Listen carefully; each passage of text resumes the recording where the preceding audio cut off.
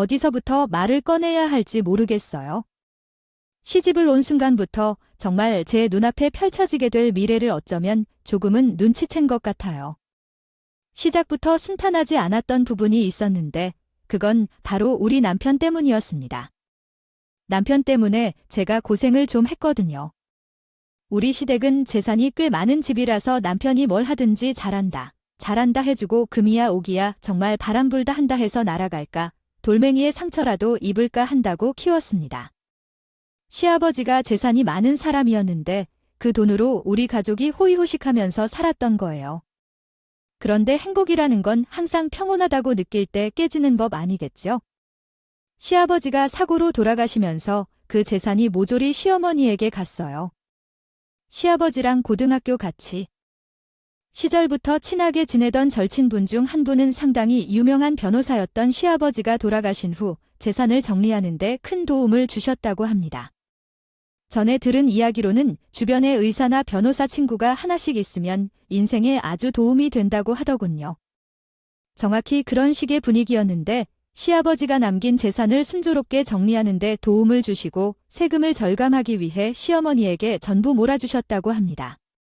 그러니까 시어머니가 집안의 우두머리로 등장하지 않았을까 싶습니다. 사람들 말이 돈이 뒤를 쫓는다고 하잖아요. 우리 남편도 시아버지에게 알랑방랑거리다가 시어머니에게 재산이 전부 넘어가자 아주 시어머니 옆에 찰싹부터 용돈을 받으며 지냈던 것 같아요. 그런 남편이 제게는 마음에 들지 않았는데 시어머니의 아들의 사랑은 날이 갈수록 더 깊어지었고 저와 결혼한 뒤부터 남편이 어떤 일을 하게 되면 시어머니는 모조리 제 탓을 한다며 내가 내조를 잘하라고 이야기했어요. 우리 아들이 결혼하기 전까지는 그가 하루를 얼마나 가득 채워 살았는지를 몰랐어요. 그는 어떤 작업을 하는 것마다 잘 해내는 능력이 있었지만 우리 아들의 모든 일들이 실수로 꼬이는 것은 내조가 모자라서 그러한 것인 것이다.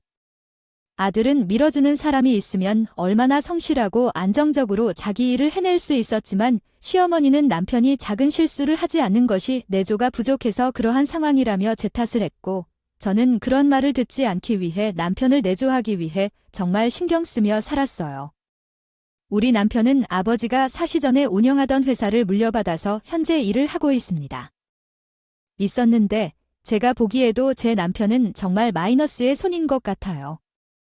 그 사람은 하나도 잘하는 게 없는 사람인 것 같아서 그런지 뭐지 사람이 일을 하는 대신에 사고만 치더라고요. 그렇게 가만히 있으면 중간이라도 가지게 하는 건 누가 봐도 안 될 것 같은데 하는 데만 손을 대고 있었어요. 시작하더라고요. 제가 이번에는 사업을 좀 확장해 보려고 해 우리 아버지가 경영하시는 것을 보면서 항상 답답했거든요. 국내에서 생산하는 것보다 해외에서 발주를 받아오는 것들은 품질도 높고 잘 팔리고 남는 것도 많다고 하더래서 내가 제대로 한번 해볼 생각인데 걱정하지 마세요 여보. 제가 회사 업무를 잘 모른다고 하지만 그래도 문어발식으로 일단 사업을 확장했다가 손해를 볼 수도 있을 것 같은데 유행하는 것에만 현혹되는 것 같아요. 따라갔을 때 사업의 정체성도 이러할 것 같고요. 게다가 이미 유행하고 있는 것들을 들여온다 해도 후발주자밖에 안 된다는 건데 꼭 그걸 해야겠어요. 사업에 대해서 아무것도 모르는 사람이 참 말 많네. 늦었다고 생각할 때가 가장 이런 시기라는 말은 모르니, 그래? 지금이 늦어 보이겠지만 유행이라는 것이 그렇게 쉽게 바뀌는 것은 아니고 지금 투자를 하고 시작해도 늦지 않았다고 하더라. 아, 나만 한번 믿어봐. 내가 때 돈 벌어서 호강시켜 줄 테니까. 유행이라는 것이 얼마나 빠르게 바뀌는 시대인데 그런 걸 하나 쥐어잡지 못한 남편은 문어발식으로 사업 확장을 하면 당연히 손실을 보기 시작했어요. 하나만 잘해도 모자란 시대에 여러 가지 찍어먹기만 하면 잘 될 리가 있겠어요. 점점 회사는 경영난에 시달리는 수준까지 가고 말았어요. 둘 실패를 하는 경우 회사가 위험에 처할 때마다 남편은 시어머니에게 달려가서 도와달라고 했어요. 아휴, 엄마, 돈이 꽉 조여져 있어 보여. 어디에 쓸 건데요? 이번에 제가 하는 사업에 도움을 좀 주세요. 돈 한 번 크게 지원해주면 제가 손실도 메우고 그 사이에 새로운 방향으로 준비를 하고 있었던 것도 시작해 볼 거예요. 엄마, 제가 믿으니까 다 처리할 테니 걱정하지 마세요. 지난번에도 조금 손해를 봤다고 돈이 조금 필요해서 요구했는데 이번에도 그렇게 되겠네요? 아버지가 남긴 돈을 다 사용하겠다고 말이에요. 이번이 정말 마지막이에요. 저는 내 아들이니까 믿고 주는 거예요. 남이었으면 망설임 없었을 거예요. 그나저나, 아내여, 너는 무엇을 하는 거니? 우리 아들이 무책임한 일에 돈을 쓰는 걸 가만히 두었네? 내가 중간에서 끊어야 할 것은 끊어야 해요. 괜찮겠다 싶은 것만 치지 않도록 해야지. 에이, 우리 마누라가 사업에 대해서 알면 뭘 얼마나 한다고 그런 소리를 해다. 내가 다 알아서 할 테니까 엄마는 아무 걱정도 하지 마시라고. 유행에는 빠삭한 사람이라는 말입니다. 알아서 잘할 테니까 엄마는 걱정 붙들어 매고 있지 마세요. 돈만 조금 지어주면 내가 알아서 다 할게. 엄마, 나 믿어요. 믿어. 그럼 우리 아들이야 믿겠다. 하지만 우리 아들이 손대는 일도 믿어도 되는 일인지 모르겠어. 아무튼 집안의 여자는 똑똑해야 하는 것인데 내조를 잘해야 이것도 저것도 다 되는 것인데 말이야. 휴, 내가 잘해야 집에 돈이 들어오는 거란다. 내가 이런 잔소리를 하기 전에 스스로 알아서 좀 잘하면 어디가 더 낫지? 아, 남편이 실수를 한 부분을 가지고 제 탓을 하는 건 억울하긴 했지만 제가 무슨 힘이 되는지 모르겠다. 있었겠죠? 친정이 빵빵한 것도 아니었고 남편에게 그렇다고 돈을 퍼부어서 내조를 할 수 있는 재력이나 기술을 가진 것도 아니었으니까요. 하지만 남편의 보는 눈보다는 제가 보는 눈이 더 나은 것 같았어요. 잔소리 듣기도 싫고 보다 못해 안 되겠다 싶어서 남편의 회사 일에 참견하기 시작했어요. 남편이 손대려고 하는 일이 있으면 일단 막아선 뒤에 그 분야에 대해서 알아보기 시작했던 거죠. 여보, 지난번에 말했던 건 괜찮은 것 같은데 이번에 당신이 들어오겠다는 중국산 물건은 좀 나쁜 것 같아요. 여기서 손해를 안 보려면 기존의 것보다는 비싼 거 알아봤던 게 훨씬 좋을 것 같아요. 내 말을 무시하지 말고 한번 시장 조사나 해봐요. 내 말이 맞다니까. 아이씨, 중국에서 싸게 들여올 수 있는 건데. 왜 자꾸 초를 치고 그래 당신이 사업에 대해서 뭘 한다고 사업이라는 게 옆에서 곁눈질로 보고 배운다고 할 수 있는 건 줄 알아 절대 아니에요. 당신이 말한 대로 하면 원가가 높아져서 그만큼의 마진이 굴러가겠지만 마진도 중요하지만 제품도 중요한 법 아닐까요? 이번에만 제가 해보자는 대로 딱 한 번만 해봐요. 반응이 좋을 수도 있잖아요. 남편은 고집을 부리는 저에게 혀를 찌푸리면서 혹시라도 잘못될까봐 책임지라고 울음장을 놓았지만요.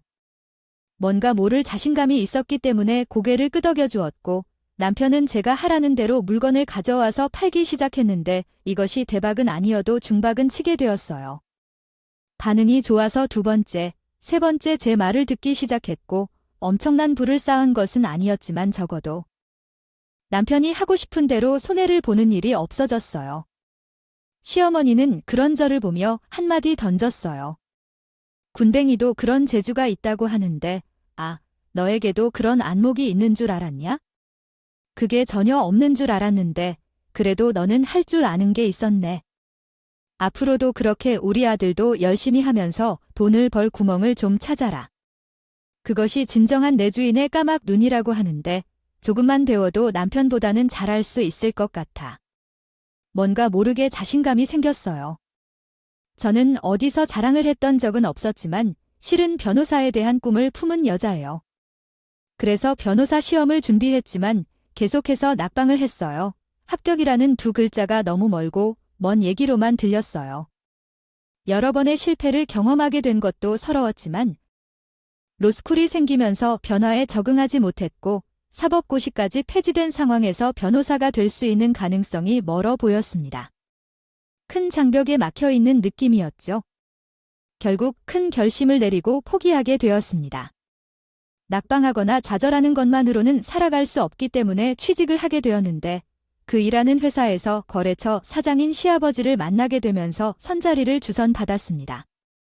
그 선자리에서 만난 사람이 지금의 남편이고 시아버지는 돌아가시기 전까지 저에게 신심한 부탁을 하셨습니다. 우리 아들이 아직 성장이 덜 되었으니 내놓기 부끄러운 아들이지만 우리 며느리를 다른 집에 놓치고 싶지 않으니 조금 욕심을 키워서 꼭 내 아들을 성인으로 만들어주길. 가능한 한국어 문법에 맞게 다시 작성하겠습니다. 줄 수 있었으면 좋겠네. 아주 똑똑한 며느리가 들어왔으니까 내가 안심이 된다. 아무리 그래도 어떻게 저런 모질이라 결혼을 할 수 있냐 의심을 하시는 분들도 계실 거라 생각합니다. 사실 우리 남편은 생긴 게 상당히 한몫하고 행동도 무척이나 친절한 사람이었어요. 생긴 게 비치하게 잘생겼다 보니까 홀라당 반해버리게 되었죠. 시댁에서 밀어붙이는 바람에 엘사천리로 결혼까지 하게 된 것이었고요. 저희 부모님 입장에서도 친절하고 부드러운 행동만 하는 우리 남편이 마음에 들었을 테고 시댁이 워낙 돈이 많으니까 걱정 없겠다 싶으셨겠지만 그것이 전부 가면을 쓴 얼굴이라는 것을 깨닫기까지는 오랜 시간이 걸리지 않았습니다. 저에게만 친절한 남편이 아니라 모든 사람에게 친절한 고집불통이었습니다.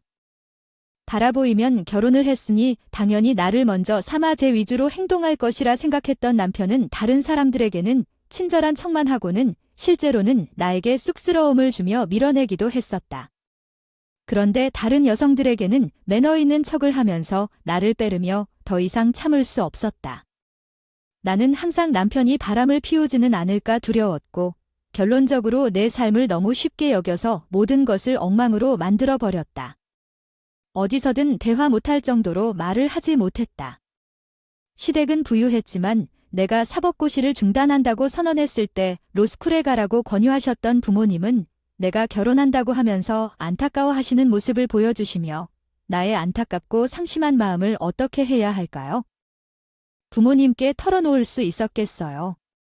제가 우겨서 한 것이나 다름없는 결혼인데 거기다가 남편이 바람을 피운 걸 본 적도 들킨 적도 없는데 의심만 가지고 바람 피울 것 같다고 처증 있는 사람처럼 굴 수 있는 것도 아니었고요. 그저 남편이 남들에게 친절하게 행동한다고 해서 바람이라 확정짓고 친정에 알랄 수 있는 건 아니잖아요. 분명 저에게 화살이 돌아올 것이 확실했기 때문에 저는 그저 시커멓게 타버린 속을 부여잡고 모르는 척에서 무시를 할 수밖에 없었습니다. 결혼 생활을 시작하고 얼마 되지 않아서 유일하게 집안에서 든든하게 제 편을 들어주었던 시아버지가 사고로 세상을 떠나게 되면서 마음고생을 꽤 심하게 해야 했었습니다. 어쨌든 이 집안에서 제 편하며 제가 뭘 하든 예쁘다 해주셨던 분이 시아버지이기 때문에요. 우리 아들이 너 때문에 겉도는 것 같다지. 애비가 사고로 갑작스럽게 떠났다고 했더니 야, 갑자기 저렇게 게을러지고 아무것도 하기 싫다고 말할 아이가 아닌데 말이야. 내가 똑바로 붙잡아주지를 못하니까 우리 아들이 저러는 거 아니겠어? 아유, 내가 정말 속이 이상해. 서원, 저는 남편이랑 대화를 시도하려고 했지만 남편은 점점 더 저를 피하려고만 하고 대화를 하려고 하지 않았기 때문에 제가 이 집안에서 설 자리는 좁아지게 되었죠. 남편이 저와 결혼을 한 것은 마치 돈줄을 틀어주고 있는 시아버지에게 잘 보이고 싶은 마음에서 비롯된 것이 아닌가 하는 생각까지 하게 되었어요. 정말 그 이유가 아니라면 시아버지가 돌아가자마자 저에게 이렇게 아무런 반응도 해주지 않는 사람이 될 수 없었을 테니까요. 아마 시아버지가 돌아가셨을 때 장례식장에서 가장 많이 운 사람은 저였지만 결혼한 지 4개월 만에 상을 치르고 결혼 생활은 무척이나 지옥 같은 상황으로 흘러갔다. 결혼 생활을 시작하고 2년 차가 되었을 때 제 나이는 둘이었는데 시모는 시아버지의 재산을 꽉 쥐고서 남편에게만 야금야금 주었어요. 저에게는 정말 단돈만 원도 주지 않았어요. 남편은 그 돈을 믿은 건지 뭔지 계속해서 사업 확장에만 눈이 돌아 있었고 실패도 많이 했어요. 남편은 회사 경영이 힘들어지자 저에게 볼멘 소리를 하기 시작했어요. 솔직히 말해서 남들은 맞벌이도 하고 그런다던데 당신은 집에만 있으니까 좀 그래? 회사 경영하는 것도 힘들고 요즘은 회사에서 돈 만지기가 어렵다는 말이야. 2번. 달은 내가 생활비를 주지 못할 것 같아요. 사장이 돼서 직원들의 월급이 늦어지는 모습을 볼 수 없어. 직원들을 위해서라도 내가 월급을 포기해야지. 여보야, 지난번에 내가 하자 했던 프로젝트도 성공적이고 회사 업무를 할 때마다 도움을 요청하셔서 제 손에는 흐르는 게 한두 가지가 아니에요. 갑자기 회사가 경영난이고 월급을 못 준다는 말은 이상하게 느껴져요. 생활비를 주지 않으면 우리 공과금이랑 식비가 어떻게 돌아가는지 당신의 회사도 잘 아시겠지만 생활비를 주지 않는 건 말이 안 되는데요. 뭐, 당신이 다른 돈을 차고 있다고 의심을 하는 거예요? 뭐야, 회사 경영이 하나만 잘하면 된다고 생각해? 물론 당신의 도움으로 성공한 프로젝트가 있긴 하지만 그러한 것들은 다 돈을 벌지 못하는 것들이라고 하잖아요. 천금이랑은 거리가 멀다는 것을 당신도 알고 있으면서 나를 의심해요. 언제 그런 의심을 했다고 그렇게 꾸며놓고 그래요? 당신이 화를 내니까 더 수상스럽게 보여요. 생활비를 주지 않는 회사 사장의 말은 이상하다고 하죠. 이런 회사도 있고 저런 회사도 있는 거지요. 당신이 우리 회사에 대해 100% 알고 있는 것도 아닌데 왜 그런 식으로 말하고 그러는 거죠? 제가 마치 돈을 훔치는 사람처럼 의심받으며 말하니까 기분이 더럽겠죠. 남편이 발작을 하는 것처럼 부정적으로 대할 때 더 의심스러운 것이 있죠. 생활비를 아무것도 주지 않는 것도 수상했고 결국 제가 의심을 풀지 못해서 남편을 몰래 휴대폰이나 컴퓨터를 살펴봤는데 아무것도 나오지 않더라고요. 하지만 그게 다 깨끗하단 건 알아요. 수상했어요. 평소에 친절한 척을 하면서 여자들에게 친절하더니 깨끗하고 아무런 흔적이 없다는 이유만으로 모든 것을 삭제했다는 느낌을 받게 되었어요. 그런데 컴퓨터에 누가 사용한 기록을 확인할 수 있는 장치를 설치했는지 남편이 무슨 말을 하고 있는지 알 수 없었어요. 당신이 내 컴퓨터를 살펴봤어 라고 하더라고요. 도대체 어떤 의심으로 그런 말을 하는 건지 나도 바람을 피운다는 것을 의심해서 그런 건데 어떻게 해야 할지 몰라요. 아무런 기록도 없어서 당황스러웠어요. 바람을 피운다는 의심은 그만둘게요. 적은 돈으로 가족을 어떻게 먹여 살렸는지도 그렇게 신경 쓸 필요가 없어. 아, 기분이 더러워서 의심증이 뭔지 모르겠어. 나는 컴퓨터를 열어둔 것은 그냥 컴퓨터를 사용해야 해서 봤던 거예요. 친정 아버지께서 이메일을 좀 보내게 말할게요. 부탁을 들어주신다고 하고 제가 어떤 의심증이 있는지 말씀하시는 거죠? 다른 것들을 살펴볼 생각 전혀 하지 않았는데 그러는 말에는 좀 기분이 그렇네요. 이번에는 증거가 없어서 그냥 넘어가려고 생각한 거예요. 앞으로는 제 사생활을 파헤칠 생각하지 마시고 생활비가 부족하면 직접 돈을 벌어서 쓰는 방법도 있어서요. 하지만 그게 좀 버거울 수도 있죠? 남편은 생활비가 부족하면 돈을 벌어오라고 하지만 제 시어머니는 여자는 집을 꼭 지켜야 한다고 말씀하셨어요. 그래서 남편을 섬겨야 한다면서 상냥하게 대접해줘야 한다고 말씀하셨어요. 그러니까 돈을 벌어도 뭘 벌어야 하고 여자는 집을 분명히 지키고 있어야 한다는 거죠. 남편 출근하고 퇴근할 때 밥을 잘 차려놓고 맞춰야 한다고 생각하시는 거죠. 집안일이라고 내조의 생각을 해야지. 나가서 돈을 몇 푼 벌어온다 해도 남편이랑 의견을 맞추고 행동해야 할 텐데 무슨 말씀이신가요? 결혼 4년 차가 되어도 이렇게 하지도 못하고 그렇게 하지도 못하고 진정 바라고 싶은 일은 두 가지예요. 아리를 이리저리 했지만 차라리 제 몸이 2개 있다면 좋겠단 생각까지 했다고요. 그러나 사는 게 항상 그렇듯이 어느 날 아침에 갑자기 일어나게 되었어요. 시어머니가 갑자기 쓰러지셨거든요. 아, 정말 갑자기 벌어진 사건이었기에 정신이 없어졌습니다. 시어머니가 폐렴에 걸려서 꽤 오랜 기간 동안 병원을 다닐 때 항생제도 복용하고 폐렴 치료를 받으셨어요. 하지만 저희 시어머니가 어려운 아이 시절에 결핵을 앓았던 경력이 있었던 거예요. 폐결핵으로 인해 지금 폐가 좋지 못했는데 폐렴까지 오래 아프다가 합병증이 생길 수 있었기 때문이죠. 시작한 겁니다. 폐농양이라는 합병증은 세균 감염으로 인해 발생하는 증상입니다. 폐농양이 조기에 치료를 받으면 별다른 것 같지만 시간이 꽤 흐른 상태이고 배에 구멍이 생기고 그 구멍이 주머니 형태로 고름이 흐른다면 가능성이 있죠. 알게 되면 약물 치료로 치료가 가능하다는 것 알고 있지만 환자는 이미 농양이 파열되어 호흡곤란으로 응급실에 온 경우라 꽤 위험합니다. 폐농양이라는 병명을 처음 들어서 어질어질한 마음이었는데 위험하다는 말에 놀라 겁이 났죠. 병원에 즉시 와서 치료를 받긴 했으나 파열된 부위 자체가 좋지 않고 폐가 점점 단단한 조직으로 변질되고 있다고 하니 폐 섬유종이 될 수도 있다는 거죠. 폐가 굳어지면서 시간이 지날수록 호흡이 어려워지고 몇 년 안에 사망에 이를 수 있다고 하더라고요. 이미 진행 중인 배설액 유출은 멈출 수 있는 방법이 없습니다. 약물을 통한 치료는 가능하나 언제 진행 속도가 더 빨라질지 장담할 수 없는 부분이고 서서히 주변을 정리하시고 마음의 준비를 하고 계셔야 할 것 같습니다. 의사의 말에 충격을 받고 있는데 옆에 있는 남편이 곰곰이 생각을 하더니 의사의 말이 끝나자마자 시어머니가 입원해 있는 병실에 달려가서 말을 하더니 엄마 배설액 언제 멈췄지도 몰라. 위험해지고 있는 상태라는데 엄마가 언제 사라질지도 몰라. 일단 산부터 나누는 게 좋겠어. 엄마가 죽고 난 다음에 재산 정리를 하려고. 세금도 많이 나가고 복잡해지면 어떻게 되겠어. 아니야. 이 자식이 지금 엄마를 죽으라고 하래. 고사를 지내는 것도 아니잖아. 뭐가 그렇게 어쩌고 어쨌든 병원에서도 몇 년 안에 죽는다고 말한 것도 아니고. 정확하게 내가 지금 병이 진행 중이라는 거지? 언제 죽을지 날짜가 나온 것도 아니야? 앞으로 5년, 10년은 더 살 수도 있는데 벌써 유산을 달라고 서둘러 달려오는 건 못 줘. 엄마도 아버지 돈 받아서 그렇게 욕심내고 그럴 필요 없잖아. 그러지 말고 미리미리 증여를 해야 세금도 싸게 먹히는 거래.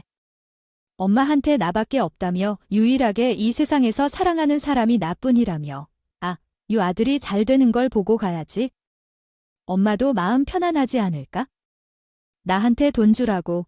내가 고양이한테 생선을 맡겨가지 말고 너한테 돈 줘봐. 내가 나를 쳐다보겠어. 집이 그렇게 간 이후에 납골당 한 번을 안 찾아가는 놈이 돈 생기면 지어 이 신경이나 쓰겠냐고. 돈 절대 못 준다. 그래야 내가 똥줄을 타서 내 병문안이라도 오지? 아이 참, 너무하네. 글쎄, 언제나 나를 위해서 모든 걸 다 해줄 수 있다고 해놓고서는 이렇게 말을 바꾸는 게 말이나 되는 소리야. 아들 잘 되는 꼴을 못 보겠다는 엄마가 세상에 존재할 수 있는 거냐고. 엄마, 돈 욕심이 정말 그득하네. 엄마 진짜 그러다가 나중에 죽어서도 제사밥 못 얻어먹어요? 이놈이 정말 돈에 환장에 미쳤나. 너 지금 내 상태가 어떤 줄이나 알고 여기 찾아와서 돈 내놔라 그런 소리 하는 거야? 병원에 입원해 있는 엄마한테 이놈이 못하는 소리가 없어. 내가 지금 열이 39도 가까이 올라와서 올이 들어 죽겠구만. 제사상령을 해 응머니가 을 팡팡 치면서 말을 하는데 정말 내 남편이지만 철이 없어도 너무 없고 자기 생각밖에 못하는 남편이 한심하게 느껴지더라고요. 남편이 씩씩거리면서 병신을 나가고 저만 덜렁 남겨졌는데 시어머니 표정이 영 좋지 않았죠. 어머님 아들 이렇게 키워놓으니까 정말 답도 없으시죠. 금이야 오기야 키워놨는데 내내 돈 달라는 소리밖에 안 하고 저 사람 돈 말고는 아무 생각도 없는 사람처럼 그려요. 저한테도 나가서 돈 벌어다가 생활비 마련하라 하더라고요. 어머님이 재산 쥐어줘봐야 돈 쓸어 다니기 바쁘지. 어머님 챙길 인간이 아니라고요. 저도 답답해서 솔직하게 말을 했더니만 시어머니도 이때부터 사람이 좀 변하는 것 같더라고요.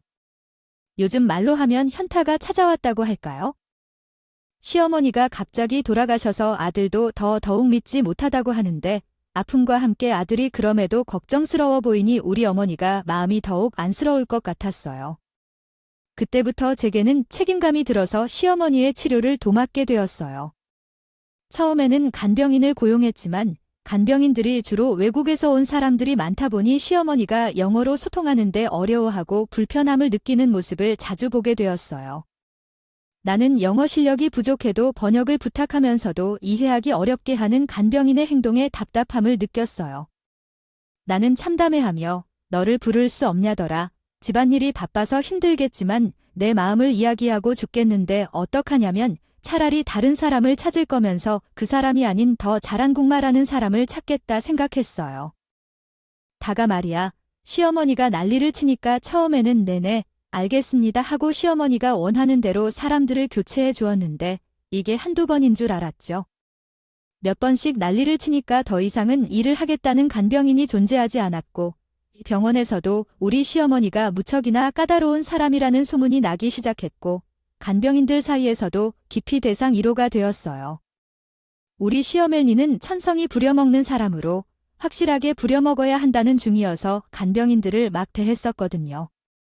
보통 환자들이 오랜 시간 입원하면 서로 얼굴도 알게 되고 인사도 하면서 지내는데 우리 시어머니는 그런 교류가 얄짤없는 사람이었습니다.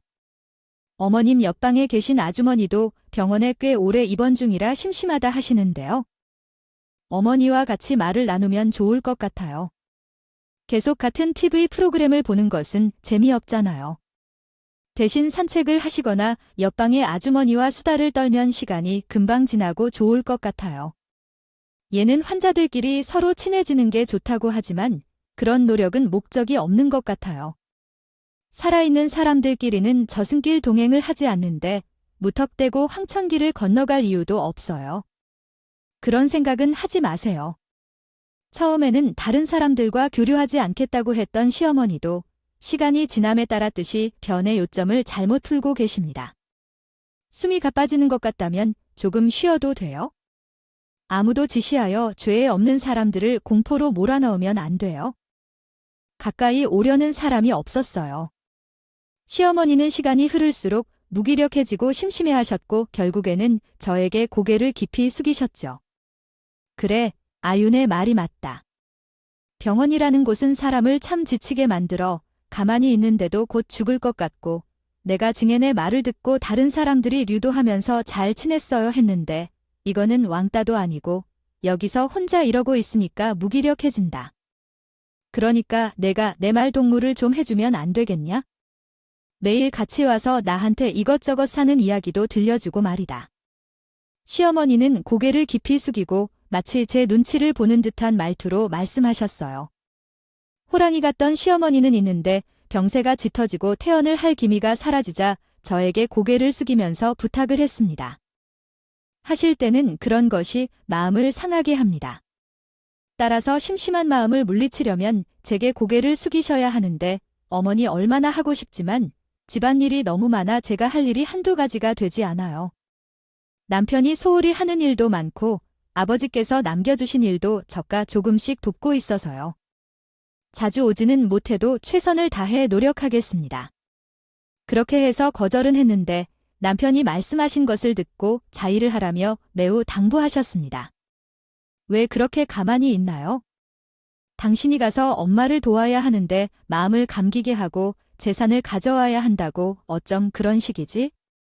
살면서 이런 일에도 쓸모가 있다는 게 놀랍네요. 엄마의 마음을 만져서 재산을 가져오라는 말이에요.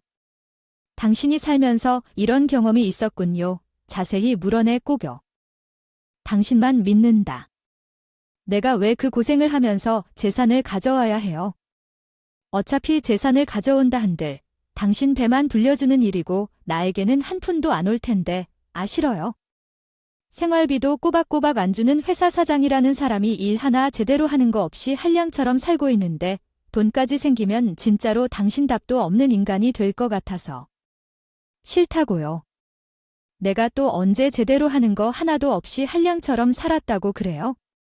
오해 내가 한량처럼 산 게 아니라 당신이 생각보다 더 많은 것을 믿고 막거지 재산을 받으면 내가 나눠주겠다고 약속할게요. 우리 엄마 병수발 들고 있느라 고생하는 거야? 아, 내가 왜 모르겠어. 나 다 알고 있어? 내 뒷바라지 하다 바쁘게 산 것도 다 알고 있고 말이야. 고생 많았어. 이제 우리 인생 저 재산만 받으면 화작 피는 거라니까 당신만 믿을게. 그러더니만 그 다음부터는 생활비 밀리는 거 하나 없이 꼬박꼬박 잘도 가지고 오더라고요. 저에게 뭐가 가끔 가다가 시어머니 병수발 잘 들어주고 마음만 돌리게 해주면 된다고 말을 하는데 저는 그러거나 말거나 시어머니 말동무도 해드릴 겸 병원에 출퇴근 도장을 찍듯 갔었어요. 시어머니는 제가 매일 같이 병원에 가니까 고마워하면서도 은근히 미안해 하시더라고요. 내가 참 너에게 와달라 말을 하긴 했지만 이렇게 매일같이 찾아와서 어려운 일 도와주고 말동무도 해주니까 고할 수밖에 없구나. 내가 부탁한 일이긴 하지만 서도 그런데 말이다. 너희들 혹시 무슨 문제가 있는 건 아니지? 아니, 어찌 된 게 결혼한 지 4년이 지났는데도 아직도 아이가 안 생기고 있니? 들어서는 거야 효도라는 게 뭐가 별거냐 손주를 안아주고 할 것이지. 내가 죽기 전에 손주 얼굴 한 번만 보고 가면 참 좋다고 생각하지만 제 눈치를 살살 살피며 아이를 낳았으면 좋겠다고 말씀하셨어요. 하지만 사실 저와 남편은 각방 생활을 꽤 오래 하고 있는데 애초에 합방을 하지 않았으니 아이가 어디서 나올 수 있을까요? 하늘을 보아도 별을 딸 수 없는 법인데 그냥 어물어물 웃고 넘겼더니 참으로 할 말을 못하시고 남편에게 시어머니가 한 말이라고 하시더라고요. 아들이라는 거 말이야. 발이 빨리 움직이면서 생각은 못하고 무엇 때문에 굶어야 할지 죽기 전에 해야 할 일들이 얼마 남지 않았는데 너는 나가 죽기 전에 손주를 안아보게 해야 하는 것 아닌가요? 참 답답해서 이런. 해가 져가면서 손주 낳아달라 잔소리를 해야 해 애 키우는데 들어가는 돈이 얼마나 되나요? 요즘 회사 사정도 별로고 아이를 키우는데 들어가는 시간과 정성을 생각하면 요즘은 일부러 애 안 낳고 사는 부부들도 있다는데 너는 왜 돈 걱정을 하고 있는 거야?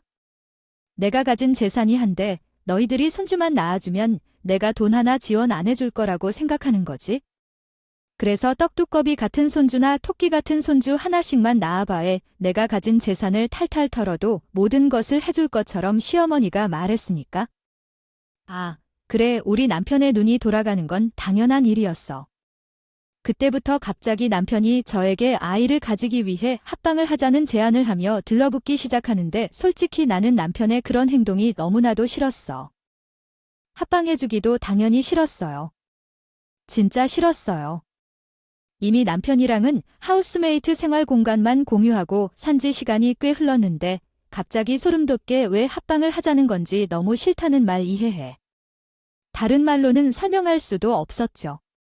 솔직히 결혼 4년 차라면 아직은 서로 사랑하는 마음이 남아있고 손만 잡아도 좋은 시기라고 생각할지도 모르겠지만 저는 이미 남편이랑 40년은 같이 사람처럼 느껴졌고 남편이 밖에 나가서 뭐라고 다니는지 몰랐기 때문에 이 인간에 대한 의심이 아직 많이 남아있는 상태였죠. 저는 애써 피해보려고 했지만 제가 병원에 갈 때마다 저희 시어머니는 손주를 보고 싶다고 자기 죽기 전에 소원이라고 좀 낳아달라고 했어요. 시어머니가 애원을 하면 할수록 저는 우리 친정에 제 결혼 생활에 대한 아픔을 토로하고 있었어요. 도망치고 싶은 생각이 굴뚝 같았지만 저도 제 자존심이 남아있었어요. 법대를 졸업하고 고작 이따위 꼴로 산다는 걸 보여주고 싶지 않은 마음이 공존했고 거기다가 우리 남편이 아주 가끔 가다가 친정에 갈 때마다 친정 부모님께는 가식적으로 잘하는 모습을 보여주었기 때문에 우리 친정에서도 의심도 못하고 있었어요. 남편은 제가 합방에 응하지 않으니 억지로 저에게 합방을 요구하면서 재산을 받아야 하지 않겠냐고 강요했어요. 정말 그놈의 돈이 뭔지 참 사람 눈을 돌게 하는구나요. 부부가 합방하는 건 당연한 일이 아니야? 아, 이것도 법적으로 이혼 사유가 된다고 하던데 당신이 나랑 아이를 낳고 알콩달콩하게 살고 싶은 마음이 없어. 내가 이렇게까지 말을 해야 해? 그러지 말고 패가 굳어가는군요. 우리 엄마 소원이라 임신이 뭐 별거냐고 지원 다 해준다는데 우리 부부 앞으로 먹고 살 걱정 안 해도 된다니까. 그렇게 1년이라는 시간이 또 속절없이 흘러갔고 결혼 5년 차가 되었을 때 드디어 제가 임신을 하게 되었습니다. 임신을 하자마자 다정한 척하며 저를 꼬여냈던 남편은 또다시 저에게 각방을 요구했고 저는 뭐 버려진 조강지처가 뭔지 실감을 하게 되었어요. 우리 시어머니의 병세는 점점 더 악화되기 시작했는데 제가 임신을 했다고 하자 너무나도 좋아하시더라고요. 어머나, 우리 며느리가 임신을 했다라고. 아, 정말 잘했다. 내 마지막 소원이었는데 정말 잘 됐어. 그래도 내가 죽기 전에는 손주를 볼 수 있지 않겠니? 정말 고맙다. 뱃속에 내 손주가 살아있다고 하니 무럭무럭 어떻게 배 모양이 바뀌는지, 아이가 잘 크는지 궁금하시다고요. 매번 시어머니를 찾아가서 초음파를 보여주고 어떤 검사를 했는지 아기가 잘 자리를 잡았다고 말씀드렸어요. 그럴 때마다 시어머니는 눈에 띄게 밝아졌고 병세가 심해져도 극복할 것처럼 그려냈어요. 손주를 만나면 세상 어떤 시련이 와도 쉽게 넘겨버릴 수 있을 것처럼 얘기를 했죠. 시어머니는 독한 약과 산소 투여를 받아야 할 정도로 병세가 심해졌지만 제 배를 보면서 행복해하셨고 제 배를 만지면서 아이에게 이야기를 해주셨어요. 남편보다 더 많이 태을 칭찬해 주셨으니 시어머니가 정말 손주를 오랜 시간 기다려왔구나 생각이 들었어요. 하지만 제 임신 생활이라도 순탄하지는 않았죠. 그런데 아실 것처럼요. 임신을 하면 많은 검사를 받아야 하고 준비해야 할 것들도 많으며 호르몬의 변화가 일어나기 때문에 제 몸의 상태도 점차 변화하게 됩니다. 그러한 상황에서 우리 아버지께서 교통사고를 당하셔서 다리뼈가 골절하는 일을 겪게 되셨습니다. 이태교도 제대로 이루지 못한 채 이러한 사건이 발생하는 것은 매우 스트레스로운 일이었습니다. 시어머니가 계속 병원에 있으시는 것도 피곤한 일이었는데 아버지께서 교통사고를 당하신 결과로 제가 직장과 병원을 오가며 살아야 했죠. 그런데 시어머니가 아버지의 사고를 듣고 남편이 몰래 거금을 제게 주고 있지 않겠냐는 의심을 품으셨습니다. 시어머니는 한 번도 저에게 돈 한 푼도 주신 적이 없으신 분이지만 사위가 사고를 당하셨다는 사실을 이해하지 못할까봐 걱정이 되신 모양입니다. 이렇게나 고생하는데 내가 이 정도는 해야지. 시어머니의 도움으로 우리 아버지는 치료 수술 돈 걱정 없이 받게 되었고 저는 시어머니 병수발도 열심히 들었어요. 그때부터는 감사한 마음이 들어서 저도 괜히 더 힘이 나게 되었거든요. 시어머니가 내 남편 모르게 돈을 줬던 거니까 남편은 아버지의 수술비를 받았다는 사실도 모르고 저한테 잘하고 있다고 칭찬까지 하더라고요. 하나만 알고 둘은 모르는 남자였어요. 제가 임신을 한 지 8개월이 되었을 때까지 정말로 단 하루도 빠짐없이 시어머니 병수발을 들었으니까 얼마나 힘들었을지 상상이나 되나요? 물론 하고 싶은 마음도 있었고 시어머니가 저에 대한 마음가짐을 많이 바꿔주었으니까 할 마음도 들었던 것이긴 했지만요. 우리 시어머니의 증세가 급격하게 악화되면서 자리에 있는 것을 왔습니다. 누워서 일어나지도 못해 제가 시어머니의 똥을 쓸어 지워야 했는데 임신을 했으니까 얼마나 힘들었겠어요. 물론 간호사 선생님이 와서 도와주고 알려주기는 하지만 만사의 임산부가 그걸 해내기 쉽지는 않더라고요. 배가 불러서 앉아있는 것도 힘든데 시어머니는 저에게 그럴 때마다 미안해하면서도 자기 손발이 되어줄 사람이 필요하니까 은근히 잔소리를 하시면서 말을 하셨어요. 이해 못할 건 아니었죠. 제가 아니었으면 올 사람이 없었으니까요. 내가 사도 어은 치료비 다 해줬다는 거 알지? 내가 내 아이만 낳으면 돈 지원도 팍팍 해준다고 했잖니? 내가 기운 차릴 때까지만 조금만 부탁하마. 내가 내 손발이 되어 주어야지. 그런데 사람 인생 한순간이라고 시어머니가 말씀하셨어요. 갑작스럽게 나빠지면서 이후 일주일 만에 시어머니의 호흡이 멎어버리게 되었습니다. 일주일 전까지만 해도 시어머니가 저에게 곧잘 말을 것이다가 하루아침에 세상을 떠났다는 사실이 너무 믿어지지가 않았어요. 밤에 잠이 든 사이에 발생한 일이라 저는 병원이 아니라 집에 있었고 급하게 연락이 와서 남편이랑 함께 병원으로 갔을 때는 이미 시어머니가 눈을 감은 뒤였습니다. 저는 너무 놀랐어서 주저앉았는데 남편은 태연하게 직원에게 물어보더라고요. 이 병원에서 사망한 것을 감안하여 여기 장례식장을 이용할 수 있겠죠? 장례식장을 이용하기 위해서는 어디로 가서 문의해야 할까요? 그래도 좀 큰 호실에서 진행해야 할 것 같은데, 사장님이라 직원들이 다 올 것 같으니까 장례식장에 문의해야 할 것 같습니다. 마치 이전부터 준비해온 상황처럼 보이지만 이성적인 것이라고 말해야 할지 아니면 인간 새끼가 아닌 것 같다고 말해야 할지 잘 모르겠어요. 장식을 준비하면서도 저는 상의를 바꿔 입고 임신한 몸으로 장례식장을 지키는 것이 맞는지 생각했지만 남편은 바쁘게 다른 사람들과 연락을 주고 받느라 제가 이런 고민을 하는 것도 모르는 듯 했어요. 더 기이한 것은 소식을 듣고 온 손님들이 하나 둘 찾아오는데 남편은 왜 그리 바쁜지 모르겠어요. 상주해야 할 자리도 제대로 지키지 않고 계속 왔다 갔다 하더라고요. 그렇게 순식간에 2날이 지나가고 시어머니의 발라는 날에 남편은 잠시 나갔다가 돌아온다며 어떤 여자를 데리고 장례식장에 들어왔어요. 저는 그 여자를 처음 보았고 남편이 그녀를 소개해주거나 설명해주지 않아서 제가 혼자서 어찌 대응해야 할지 막막했어요. 멀뚱멀뚱하다. 근데 왠지 싸한 느낌이 들어요. 마치 그 둘의 사이가 단순히 남녀 사이가 아닌 것처럼 느껴졌어요. 발인을 하는 날이었는데 친척들이 다 있는 자리였는데 남편이 갑자기 저를 빤히 보더니 피식 웃으면서 당신이 먼저 인사를 해야겠네. 오늘부터 내 마누라가 될 여자야? 내가 너무 갑작스럽게 이야기해서 황당할 줄 모르겠지만 받아들여. 당신이야말로 장례를 치르면서 정신이 어떻게 될지 알고 있어. 오늘부터 마누라님. 그게 무슨 말도 안 되는 소리야. 한 번에 못 알아들을 줄 알았다. 내가 너무 앞뒤 다 빼놓고 말을 했지? 오늘이 발인이니까 납골당에 엄마를 모시게. 이제 내 인생의 걸림돌처럼 이래라 저래라 할 사람도 사라지는 거? 아니에요. 그러니 이제 그만 방을 빼고 나가 주셨으면 좋겠다고 말이야. 이 사람이야말로 그동안 나에게 힘이 되어주고 의지가 되어주던 여자다. 이거 당신이랑 이제 이혼하고 싶어. 당신이랑 애초에 결혼한 것도 우리 아버지 때문이었지 내 의지는 아니었잖아. 이혼 도장도 순순히 찍어줄 거 아니면 소송이라도 걸 거야. 뻔뻔하게 그 자의 손을 잡고 말하는데 기가 막히더라고요. 이럴 거면 나한테 임신하라는 이야기는 왜 한 거니? 아이 낳고 나랑 오순도순 우리 가정 꾸리면서 행복하게 살자고 한 게 누군데? 이제 와서 나한테 방을 빼라고. 당신 지금 말도 안 되는 소리를 많은 사람들 앞에서 하고 있는 거야? 진짜 미친 거 아니에요? 우리 엄마가 이렇게 빨리 죽을 줄은 몰랐지? 재선 받으면 헤어지자고 하려고. 했던 것을 생각하니 이 정도로 끝날 줄 알았겠냐? 아휴, 이럴 줄 알았으면 1년만 더 참았을 텐데.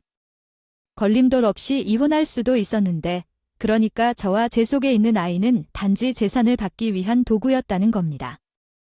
살아있을 때 시아버지가 그랬다는군요.